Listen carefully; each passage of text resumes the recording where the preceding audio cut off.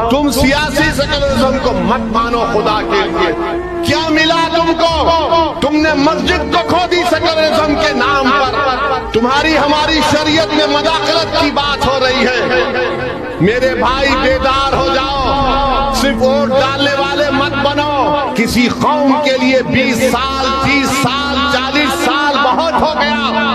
तुम कब तक भेड़ बकरियों की तरह चलोगे? क्या तुम में एतमाद नहीं है? क्या तुम में कॉन्फिडेंस नहीं है? क्या तुम मुल्क की क़ियादत नहीं कर सकते? क्या तुम लीडर नहीं बन सकते? क्या तुम असदुद्दीन ओवैसी से बेहतर कायद नहीं बन सकते? तुम बन सकते, सिर्फ शर्त यह है कि तुम अपने आप में एतमाद पैदा करो। हेलो दोस्तों, असदुद्दीन ओवैसी ने फिर से एक बार बिहार में हुंकार लगा दी है और जितने भी विपक्ष के नेता हैं उन सबकी नींदें छीन ली है। इस तरह से जो है वो न्याय यात्रा कर रहे हैं कि जितने भी राजनीतिक दल हैं उनके दिलों में खलबलाहट, उनके दिमाग के अंदर अजीब अजीब तरह के ख्यालात आ रहे हैं।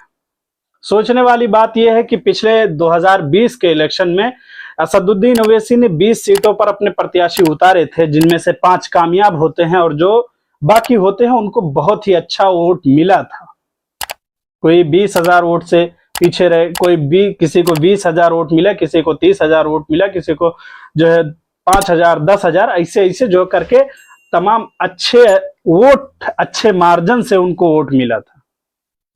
लेकिन इसमें जो बिहार के सियासी पंडित जिनको बोला जाता है, जो सियासत के आंकड़े लगाते हैं, जो इन सब चीजों के बारे में नजर रखते हैं, उनकी परख अच्छी होती है, उनका ये कहना है कि अगर असदुद्दीन ओवैसी के नेता और असदुद्दीन ओवैसी मिल करके तमाम जो ऐसी जगह हैं उन जगहों पर जाते हैं तो हो सकता है शायद कि उनकी 18 सीटों पर जो 20 ये थी, इन पर तो इनकी पकड़ है अभी भी, इसलिए कि जो 5 जीत करके गए थे इजहार और तमाम तरह के लोग, इनकी जो सीटें हैं इस पर लोग वोट तो एमआईएम को देंगे ही, लेकिन जो अभी इनके प्रत्याशी जो जीत करके आरजेडी में चले गए थे उनके प्रति लोगों के अंदर गुस्सा बहुत है।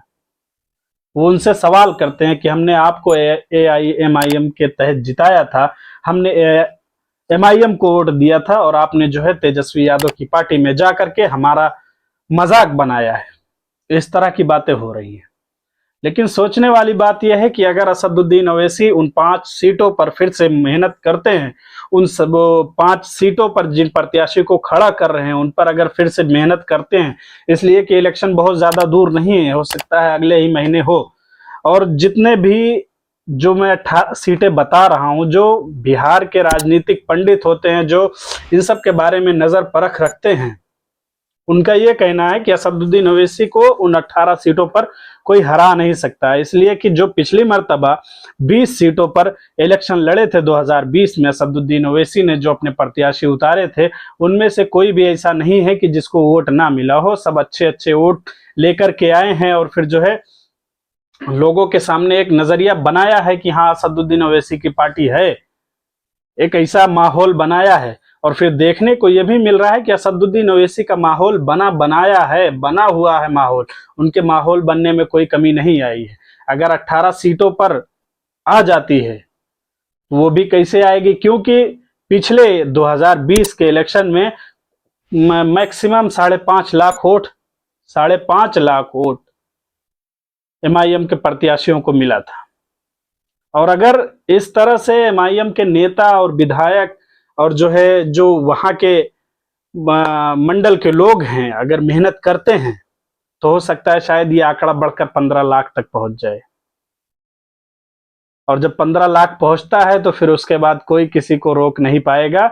सब के सब जो है नेता बनेंगे, मंत्री बनेंगे, एआईएम के नेता बनेंगे और फिर जो है सब के सब पहुंचेंगे विधानसभा, सांसद पहुंचेंगे, संसद भवन पहुंचेंगे और तमाम जो है इस तरह से अपने अगर मेहनत करनी होगी, लोगों को विश्वास दिलाना होगा कि हाँ ठीक है मैं एमआईएम से लड़ रहा हूं, इलेक्शन लड़ रहा हूं, आप हमें वोट दीजिए। हम ना तेजस्वी के साथ जाएंगे, ना आरजेडी के साथ, ना जो है जेडीयू के साथ, ना बीजेपी के साथ, किसी के साथ नहीं जाएंगे, हम इसी में रहेंगे। अगर पार्टी हमें इलेक्शन में उतारती है तब भी, ना उतारे तब भी, अगर इस तरह से मेहनत होती है तो ये काम बन सकता है, और नहीं तो फिर जो है भाई जीतने वाले जीते थे, कोई 6 करोड़ में बिका है, कोई 1.5 करोड़ में बिका है, कोई 85 लाख में बिक गया है। तो इस तरह से बिकने वाले बहुत सारे लोग हैं। और वो 18 सीटें जो है बहुत मायने रखती है, जहां पर जो है मुस्लिम कम्युनिटी ज्यादा है, 17-18% मुस्लिम कम्युनिटी है। लगभग जो है बिहार की आबादी 13 करोड़ है, तो 13 करोड़ में 17% ऐसे हैं, 17.5% ऐसे हैं कि जो मुस्लिम वोट डालते हैं, जिनका वोटर लिस्ट में नाम है, जो वोट डालने के लिए तैयार हैं, रेडी हैं। तो 17% थोड़ी आम बात नहीं होती है। तो इस आंकड़े पर जो राजनीतिक मंडल, जो राजनीतिक पंडित हैं, उनका ये विचार है, उनका ये सुझाव है कि हाँ जो है 18 सीटों पर असदुद्दीन ओवैसी को मेहनत करनी चाहिए, और इस कदर मेहनत करनी चाहिए कि उस मेहनत के बलबूते पर तेजस्वी यादव के और राहुल गांधी के, जेडीयू के जितने भी हैं, इनके कानों तक वो आवाज जाए कि अगर कोई एमआईएम का बटन दबा रहा हो तो आवाज राबड़ी देवी हाउस पहुंचनी चाहिए। इस तरह से मेहनत करनी होगी। और देखने को जो मिल रहा है, देखने में जो आ रहा है, क्योंकि मैं लगातार बना हुआ हूं, लगातार वीडियोस आ रहे हैं, लगातार मैं देख रहा हूं, और फिर जो है जिस तरह से असदुद्दीन ओवैसी का मोस्ट वेलकम होता है, जिस तरह से असदुद्दीन ओवैसी का काफिला निकलता है, जिस तरह से लोग उनको मोहब्बत कर रहे हैं, वो एक अलग लेवल का मामला चल रहा है। वो एक अलग मोहब्बत लोग पेश कर रहे हैं। पता नहीं कहां से आता है, कैसे आते हैं, क्या है, लेकिन जो भीड़ इकट्ठा होती है असदुद्दीन ओवैसी के पीछे। हालांकि आपको एक बात मैं बता दूं, प्रशांत किशोर हैं, ये जो है अपनी रैलियों में महिलाओं को, बूढ़ों को, बच्चों को 300-300 रुपए पे करते हैं, देते हैं कि आप हमारी रैली में आइए हमारा सपोर्ट करने के लिए। लेकिन आप कभी भी, कहीं भी, किसी भी पार्टी में, कहीं भी अगर एमआईएम का जो है चल रहा है प्रोग्राम, तो आप जाकर के किसी भी प्रत्याशी से पूछ लेना कि आपको यहां आने के लिए कितने पैसे मिले हैं। अगर कोई आदमी जाकर के एमआईएम का जो वोट से पहले जो लोग गांव-गांव में जाकर के प्रचार और प्रसार करते हैं, उसमें अगर कोई हो, उससे जाकर के अगर पूछ लेना कि आपको यहाँ पर आने के बाद कितना यहाँ पे पैसा दिया गया है, तब आप आए हैं। मैं भी गया हूं प्रचार के लिए, हमें तो 1 रुपए नहीं मिले। कोई ये कह ही नहीं सकता है कि हमें जो है 300 रुपए मिले हैं, या 300 रुपए पे हमें बुलाया गया है, या 500 रुपए पे बुलाया गया है। ये चीजें होती हैं, ये मोहब्बत होती है, और ये हकीकत बात है। इसको आप कभी भी किसी से भी जाकर के, अगर आप एमआईएम की रैली में गए हैं, अगर आप हमारी वीडियो देख रहे हैं, यहां तक पहुंचे हैं, तो इस बात पर जा करके आप जो है रिसर्च करना, और लोगों से पूछना कि आप यहाँ पर आए हो, आपको कितने रुपए मिले हैं। 1 रुपए नहीं देते हैं कोई, लेकिन फिर भी लोग इकट्ठा होते हैं असदुद्दीन ओवैसी के लिए।